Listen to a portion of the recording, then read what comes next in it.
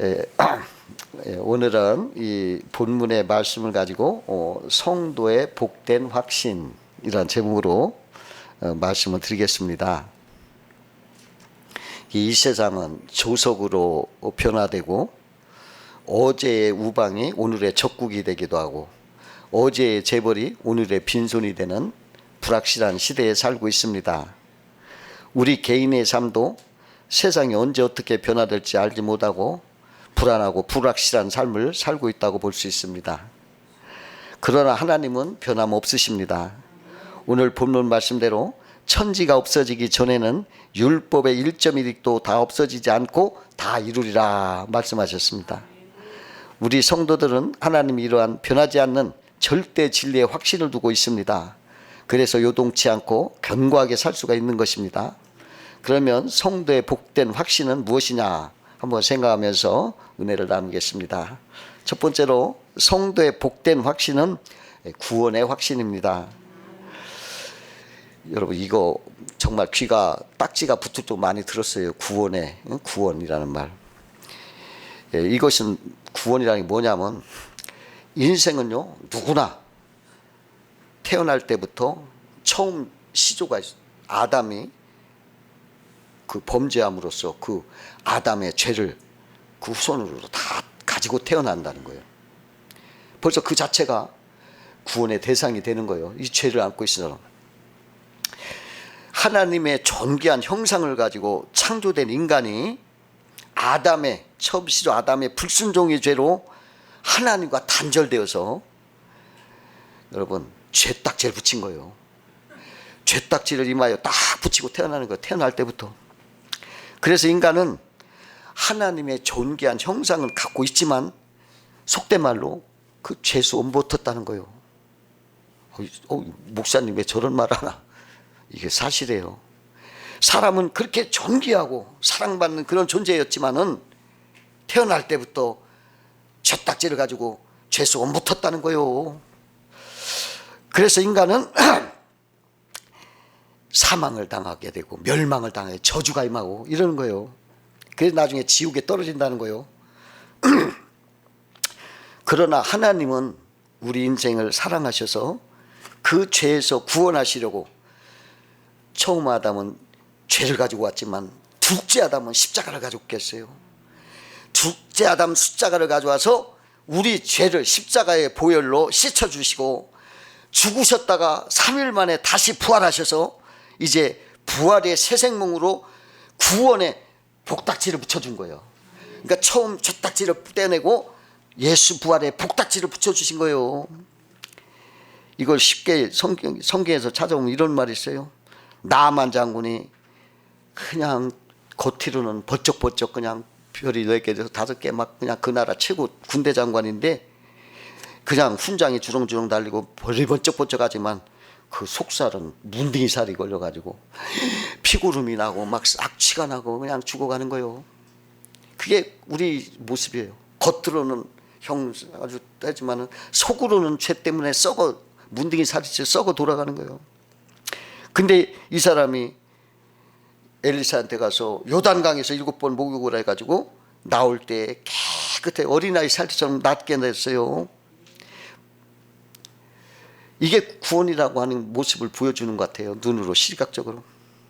그와 같이 누구든지 불신앙의 죄를 회개하고 예수님께 나와서 예수님 앞에 회개하고 예수님을 나의 구세주를 믿고 영접하면 구원을 받고 영생을 얻게 되는 것입니다. 죄에서 구원받는 구원의 확신은 이것은 우리들이 하나님 말씀을 그대로 받아들이는 데서 확신이 돼요. 성경은 주 예수를 믿으라 그리하면 너와 내 집이 구원을 받으리라 하셨고 요한복음 3장 16절에 보면 하나님이 이 세상을 이처럼 사랑하사 독생자를 주셨으니 이는 그를 믿는 자마다 멸망하지 않고 영생을 얻게 하려 하심이라 이렇게 말씀했고 요한복음 3장 36절에 아들을 믿는 자는 영생이 있고 아들을 순종치 아니하는 자는 영생을 보지 못하고 도리어 하나님의 진노가 그 위에 머물러 있느니라 그래서 요한복음 5장 24절에 내가 진실로 진실로 너에게 이르노니 내 말을 듣고 또 나 보내신 이를 믿는 자는 영생을 얻었고 심판에 이르지 아니하니 사망에서 생명으로 옮겼느니라. 이 하나님의 말씀을 굳게 믿어야 확신이 생기는 거예요. 그 월버 최품원 목사님이었는데 대학생 때 전도자 무디 집회에 가서 이렇게 참석을 했어요. 그날도 무디가 구원에 관한 말씀을 전했습니다. 집회 끝난 후 최품원이 무디를 찾아왔어요. 무디 선생님, 저는 거듭남에 확신이 없습니다. 그 무디가 당신은 예수 그리스도를 믿습니까?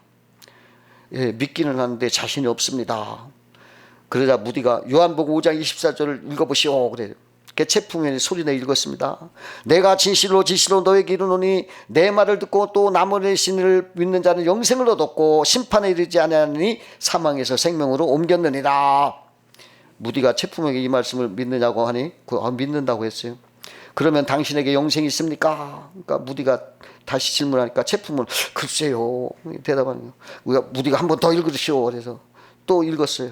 이제 믿습니까? 최품원이 제가 믿는다고 여러 번 말씀드리지 않았습니까? 그러면 영생이 있습니까? 글쎄 그것은 제가 모르겠습니다. 이때 무디가 소리쳤어요. 당신이 무엇인데 하나님을 무시합니까? 하나님께서 믿는 자에게 영생이 있다면 있는 것이지.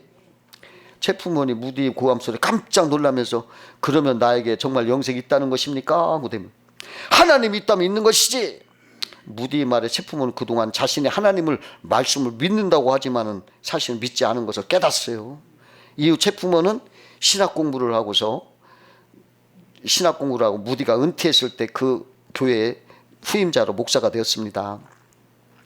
최품원이 놀라운 깨달음을 얻은 후에 전 세계에 다니며 요한복음 5장 24절을 주로 설교를 했다고 그래요. 영생은 구원의 새 생명, 예수 생명을 말하는 거예요. 예수 믿을 때 우리는 영생을 얻습니다. 우리는 이것을 성경이 말하기 때문에 이 하나님 말씀으로 믿고 확신해야 되는 거예요. 그 어느 분이 폐결핵을 알았어요. 하루는 의사가 엑스레이를 쫙 걸어놓고 당신 이제 다 나았으니까 약을 끊으시오 이렇게 했어요. 근데 그 사람은 자기 기분에는 아직 나아진 것 같이 느낄 수가 없어서 어리석게도 6개월을 더 약을 먹었어요.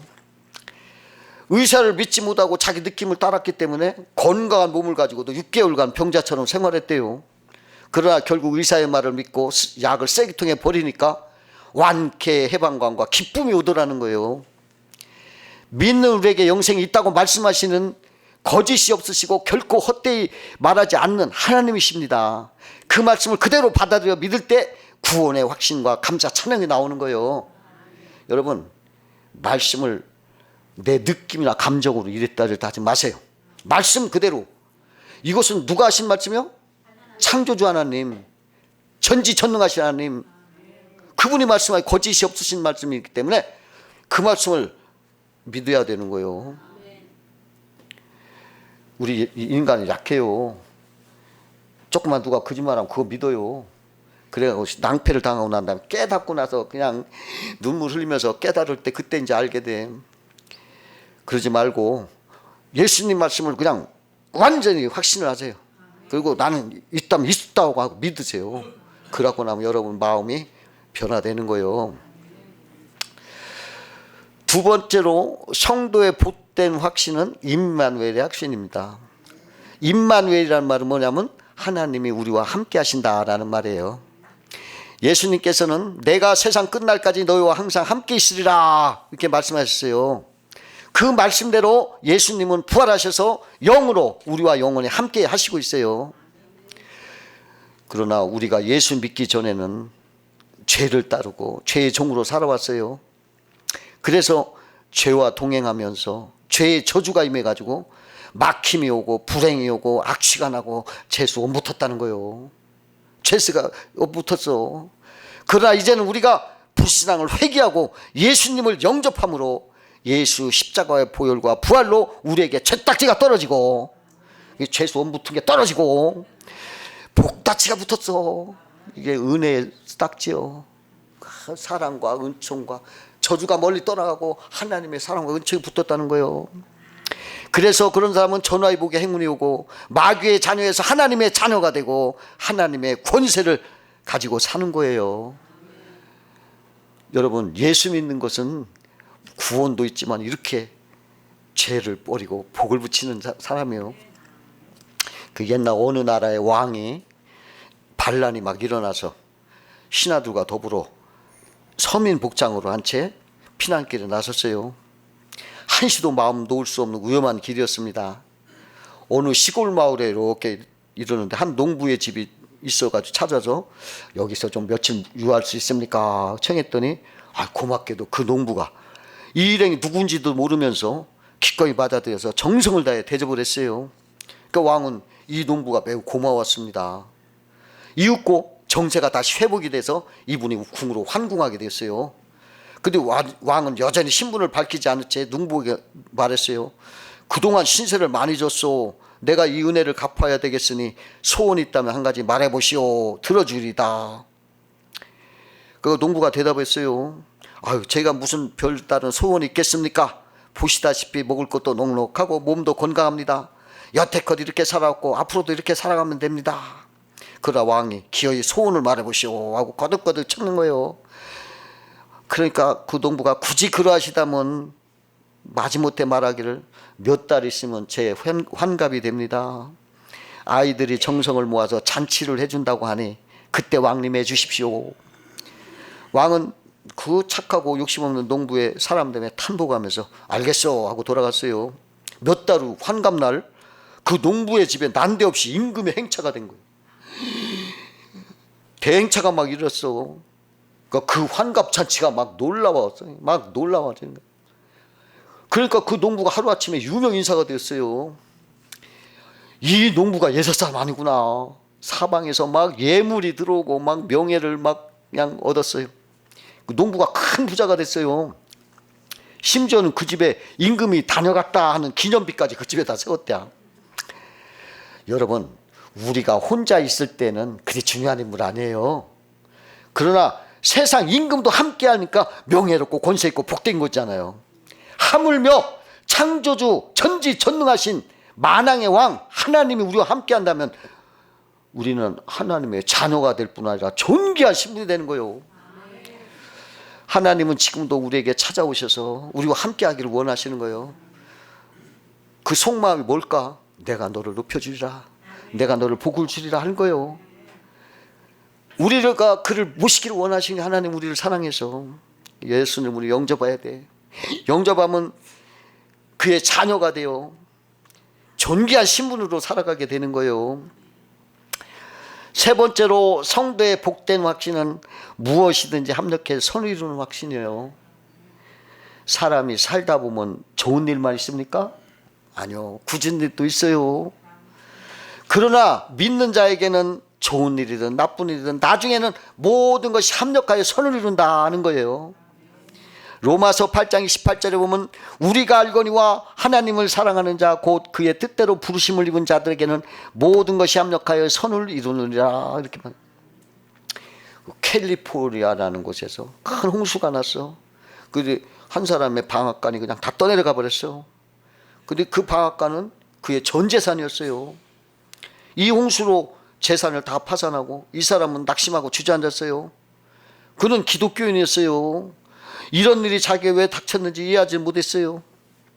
이런 재난이 자기에게 유익이 되고 선을 이룬다는 건 도저히 믿어지지가 않았습니다. 그러나 얼마 가지 않아서 그 홍수로 큰 황금 광맥이 발견됐어요. 그 떠내려간 자리에 황금 광맥이 발견돼가지고 이 사람이 큰 부자가 됐습니다. 이게 바로 합력해 선을 이룬 거예요. 미국 서부에 큰 지진이 일어나서 큰 농장에 물을 대주던 우물이 그냥 무너져 버렸어. 그런데 그 이튿날 그 무너져 내린 섬에서 석유가 솟아올랐어요. 석유가. 여러분, 그래가지고 큰 부자가 됐어. 이것은 어떤 환난이나 고통이라도 성도에게는 모두가 합력해서 선을 이룬다는 거예요. 그 밥 존스 목사님이라는 분이 시골교회에서부터 설교 좀 해달라는 부탁을 받고 자동차를 몰고 이렇게 시골길을 가는데 시골길이 진흙밭이요. 진흙밭. 그래서 차가 미끄러지는 구덩이에 빠져버렸어. 나올 수가 없는 거요.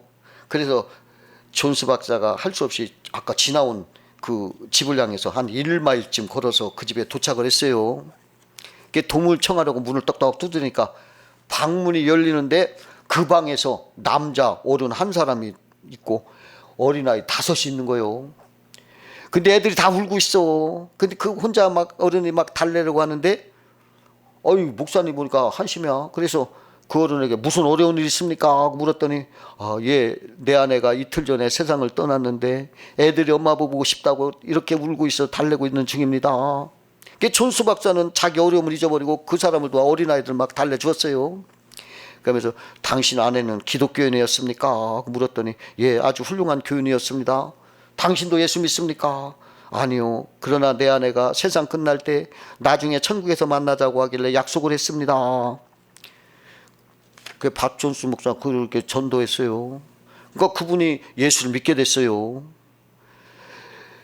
그랬는데 밥 존스 목사가 왜 내 차가 도랑에 빠졌는가 그 이유를 알았죠.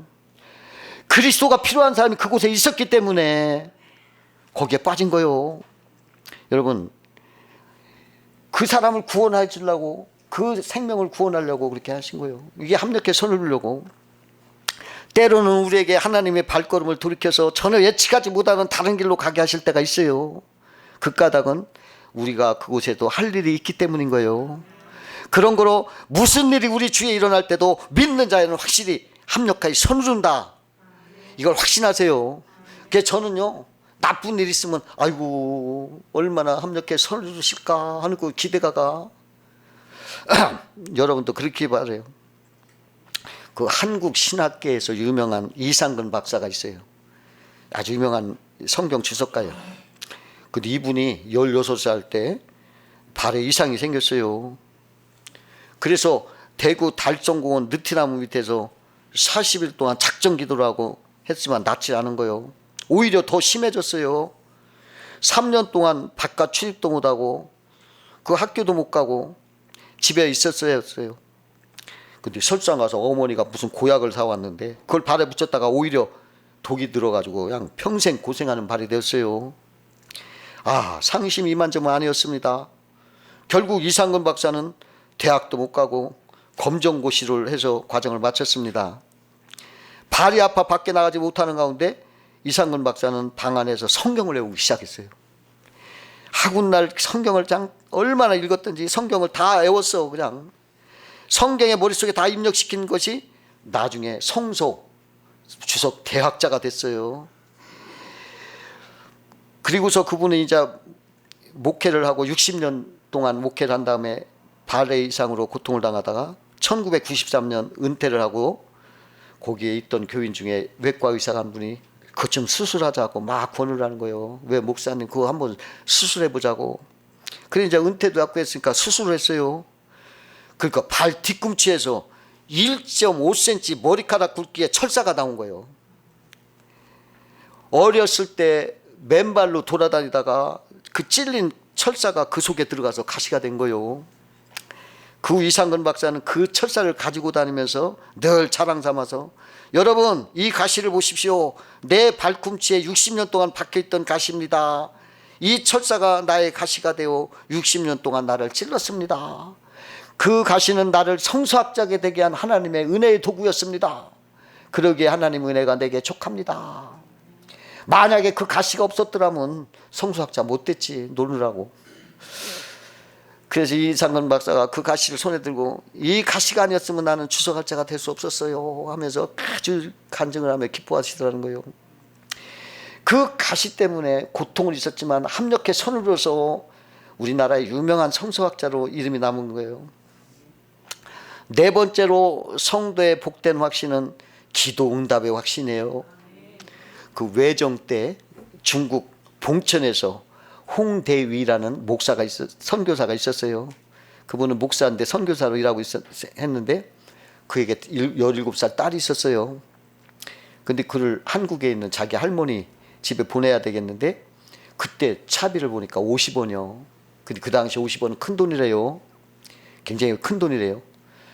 그러니까 홍 목사는 뭐 평생 저축하는 일도 없고 남의 꾸는 일도 없고 몽땅 하나님께 다 맡기고 기도만 했던 거예요.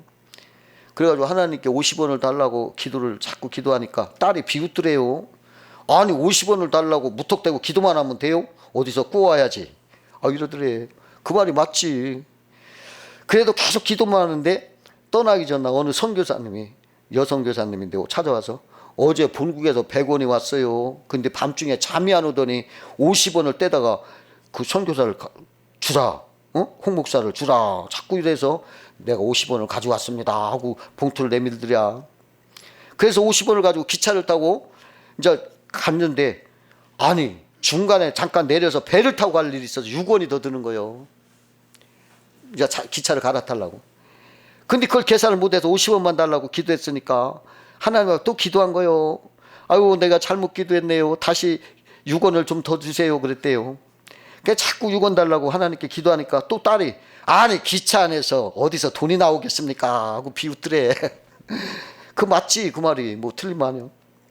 근데 종착역 다 갔는데 차창 밖에서 누가 막 손을 들어, 자기 교인이 왔어. 그분이 목사님하고 막 와서는 이거 얼마 안 되지만 가시다가 식사나 하세요 하고 죽었는데 펴보니까 6원이더냐. 그러니까 딸이 그것을 보더니 아이고 눈물을 흘리더랴. 감동이 돼가지고. 기도는 불가능한 것이 없고 다 모든 걸 하셔요. 전능하신 분이니까 그런 거예요. 그 한 옛날 증기선이 있었는데 그 뉴폴랜드를 이렇게 지나는데 그날이 수요일 날이었는데 안개가 너무 껴가지고 그 배가 움직이지 못하고 서 있었어요. 근데 한 선객이 선장한테 와서 선장님 저는 토요일까지 퀘벡에 도착해야 하는데 그때까지 이 배가 도착할 수 있겠습니까? 불가능합니다. 이 안개를 보시오. 저는 평생 동안 약속을 한 번도 어긴 일이 없습니다. 정말 불가능한가요? 저는 도와드리고 싶지만은 어떻게 해야 될지 지금은 도리가 없군요. 그러니까 이 사람이, 그럼 우리 기도합시다. 그러니까 선장이 깜짝 놀라요. 이런 상황에서 난데없이 기도하자는 이 사람이 이상한 사람 같이 여겨져서 이 보시오.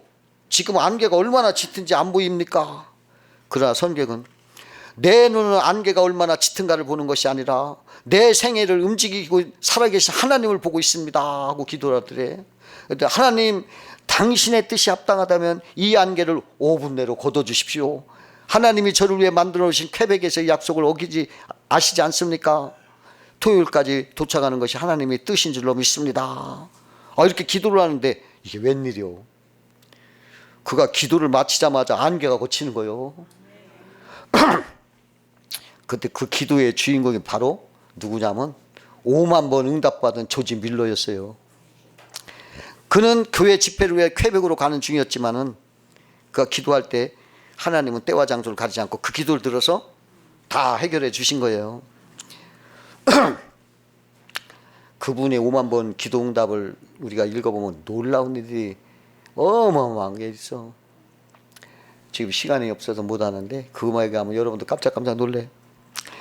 다섯 번째로 성도의 복된 확신은 영원한 천국의 확신이에요. 그 캘리포니아의 산타 클라라 밸리라는 곳에서 세상에서 제일 큰 집이 서 있어요. 그 집은 1890년에 태어난 한 부유한 과부가 지은 것인데 처음에는 보통 집과 같은 크기였어요. 근데 계속 방을 늘리기 시작해서 18에이커나 되는 땅을 다 덮었어요. 18에이커라면 수만 평이요. 수만 평. 그 이유는 이 여자가 집을 계속 지으면 죽지 않는다는 미신을 믿었대요. 그러니까 계속 죽지 않으려고 집을 지은 거예요. 근데 그 여자도 죽었어. 고린도 후서 5장 1절에 보면 만일 땅에 있는 우리 장막집이 무너지면 하나님께서 지으신 집 곧 손으로 지은 것이 아니요 하늘에 있는 영원한 집이 우리에게 있는 줄 아나니. 영원한 하늘나라에 우리 집이 있대요. 지금 우리 세상에 있는 집 말고 하늘나라에 집이 있대요. 예수님께서 말씀하시기를 너희는 마음에 근심하지 말라. 하나님을 믿으면 또 나를 믿으라. 내 아버지 집에 거할 곳이 많도다. 그렇지 않으면 너에게 일렀으리라. 내가 너희를 위하여 처소를 예비하면 내가 다시 와서 너희를 내게로 영접하여 나 있는 곳에 너희도 있게 하리라 말씀하셨어요. 그 유명한 제인 웨이라는 목사가 있었는데 그분이 목사가 돼서 너무 큰 확신을 가지고 설교를 하다가 목사로서 2번 설교하고 폐가 상하여서 죽게 됐어요. 그는 예수님을 생각할 때 너무 기뻐서 말하기를, 나는 내가 지금 느끼는 기쁨의 100분의 1만이라도 발표할 수 있었으면 좋겠다 그러더래요. 그가 별세할 때 말하기를, 은혜 아니라 죽음은 내게 대해 아무것도 아니다. 나는 눈을 감는 것 같이 쉽게 죽을 수 있다. 내가 보는 저 영광 때문에 나는 웃을 수밖에 없다 이러더라는 거예요. 이 천국을 본 거지. 미국 초대 대통령 워싱턴은 임종시에 좋다, 저 세상은 참 아름답군 이라면서 천국에 갔어요. 또 전로역정 저자 본조는 나를 받아줘서 이제 당신께 가나이다 그랬어요. 무디 목사님은 이 세상은 내게도 멀어지고 하늘문이 열리는구나, 얼마나 아름답고 막 너무나 좋은지, 얼마나 좋은지. 그 아들이 자기 아버지가 돌아가니까 막 다시 깨웠어. 그때 또 잠시 또 쐈다. 나 좀 깨우지 말라고 또 저 영광의 나라를 가겠다고 하고 갔어요. 그런데 믿지 않는 자는 절망하고 멸망하는 거예요. 독일 시인 괴테는 어둡다, 나에게 빛을 다오 그랬어요. 또 프랑스 계몽사상가 볼테르는 나는 하나님과 인간에게 버림을 받았다, 나는 지옥으로 떨어진다, 오 예수님이시여 하고 말해요. 19세기 미국의 유명한 설교가였던 필립 브룩스 목사가 병에 걸려 죽게 되었는데, 이분은 특별한 사람만 병문안 오도록 했는데, 그의 친구 일리누아주 검찰총장을 제했고 반기독교 무신론자 로버트 잉코솔의 방문을 허락했어요. 그래서 잉코솔이 다른 사람은 다 거절하면서 나만 특별히 문병을 허락하신 이유는 무엇이냐 잉코솔이 묻자 블루스 목사가 진지하게 말했습니다. 내가 죽더라도 다른 친구들은 천국에서 다시 만날 수 있는 기회가 있다네. 그러나 영원한 세계를 믿지 않는 자네는 지금이 아니면 영원히 만날 수 없기 때문이야. 이보게 지금이라도 예수님을 믿고 천국에서 만나세. 그러니까 그 권유를 거부하고 그냥 무신으로 살았어. 근데 그의 임종신을 맞이하게 됐는데 딸이 물었어요. 아버지께서 이 세상에 사실 날 얼마 남지 않은 것 같습니다. 저는 아버지께서 돌아가신 후에 아버지 뒤를 따라가야 합니까? 그러나 잉코슬은 그 무신론을 그렇게 연설하고 선전하던 사람이 뭐라고 하냐면, 지금까지 내가 주장한 무신론은 허무한 것이다. 나는 아직도 어디서 와서 어디로 가는지 알지 못한다. 그러니 너는 어머니를 따라 예수를 믿거라 그러더래요. 죽음 앞에서는 진실될 말을 하는 거예요. 오직 예수도 그리스도만이 영생을 주시는 진리예요. 여러분, 우리가 믿는 예수 그리스도를 여러분 생명보다 귀하게 여기시고 살아가시면 여러분들 정말 복닥지 붙이는 거예요. 그렇게 사시기를 주의 이름으로 축원합니다. 기도하겠습니다.